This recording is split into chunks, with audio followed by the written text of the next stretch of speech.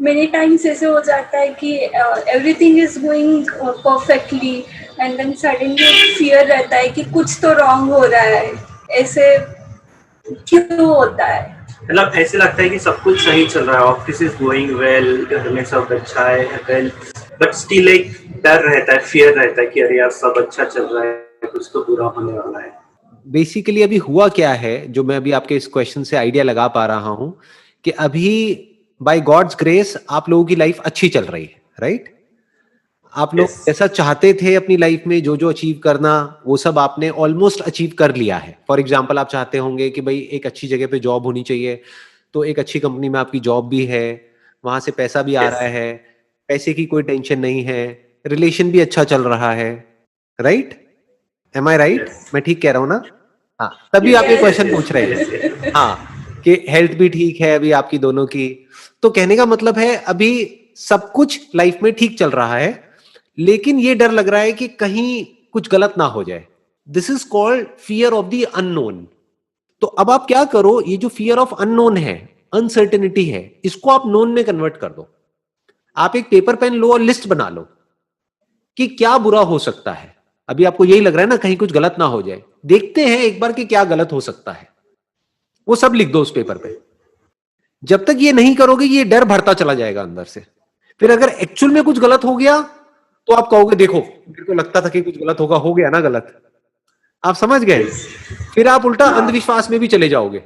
फिर जैसे ही कुछ गलत होगा या एक दो चीजें गलत हो जाएंगी तो आपको लगेगा देखो मेरी लाइफ कितनी बढ़िया थी, अब कुछ बुरा हो गया, कहीं कोई नजर तो नहीं लग गई, कहीं किसी ने कोई टोना टोटका तो नहीं कर दिया। आदमी उल्टे सीधे वहमों में पड़ जाएगा। आपको क्या करना है, इस डर को अगर जड़ से खत्म करना है, एक पेपर पेन लो और अपने डर का सामना करो। जिन भी चीजों से आपको डर लग रहा है, जो भी वर्स्ट केस सिनेरियोज आपके माइंड में घूम रहे हैं जिससे आपको डर लगता है, वो सब लिखते चले जाओ उस पेपर पे। जिसके होने की प्रोबेबिलिटी ज्यादा है, जिसकी होने की प्रोबेबिलिटी बहुत कम है, उससे क्या डरना है। फॉर एग्जाम्पल, कम क्या है? अर्थक्वेक, कि भाई इतने सालों में नहीं आया, तो अगर हमारी किस्मत इतनी ही खराब होगी कि अभी ही आना है तो आने तो देख लेंगे। तो आप ऐसे सब रीजंस लिखते चले जाओ जिसकी प्रोबेबिलिटी ज्यादा है, राइट? और एक एक करके उन प्रॉब्लम्स के सॉल्यूशंस निकालते चले जाओ, उसको चैलेंजेस की तरह देखो।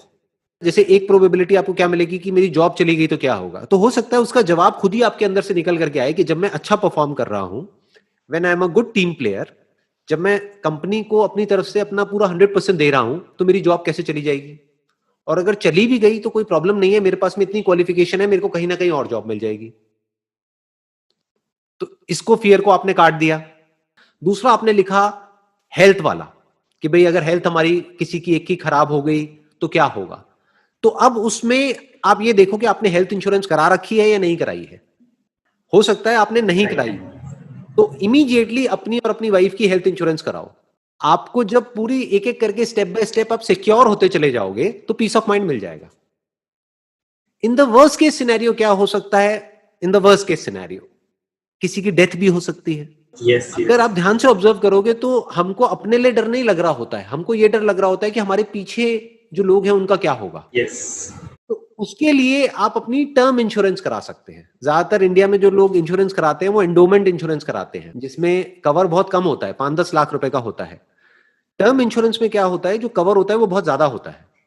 मानो 1 करोड़ का कवर है तो उसका प्रीमियम जा रहा है साल का सिर्फ 10,000 रुपए, मतलब महीने का देखा जाए तो कुछ भी नहीं, 800-900 रुपए प्रीमियम जा रहा है।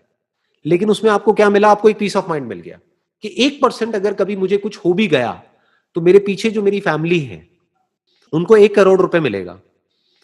तो 1 करोड़ का मतलब क्या हो गया कि बैंक से कम 60-70 हजार रुपए महीने का तो आता रहेगा, तो उनका लाइफस्टाइल कभी सफर नहीं करेगा। जो मेरे बच्चे हैं उनको कभी कोई प्रॉब्लम नहीं आएगी।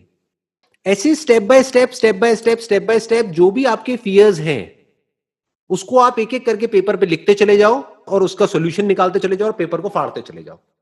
या और बेटर, अगर डर को पूरी तरह से खत्म करना है, पेपर को आग लगा दो।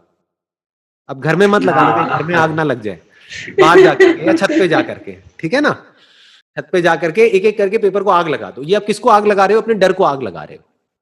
डर लगता है किसी ना किसी प्रॉब्लम की वजह से कि ये हो गया तो क्या होगा। अगर आपने पहले ही उसका बैकअप प्लान बना लिया है तो डर क्यों लगेगा? जैसे अगर आप एक गाड़ी में कहीं पे जा रहे हैं और स्टेपनी नहीं है गाड़ी में, तो डर लगेगा कि पंचर हो गया तो क्या होगा, पंचर हो गया तो क्या होगा।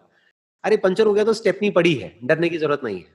तो इस तरीके से इंटेलिजेंटली स्टेप बाय स्टेप आप अपने सारे डरों को खत्म कर सकते हैं।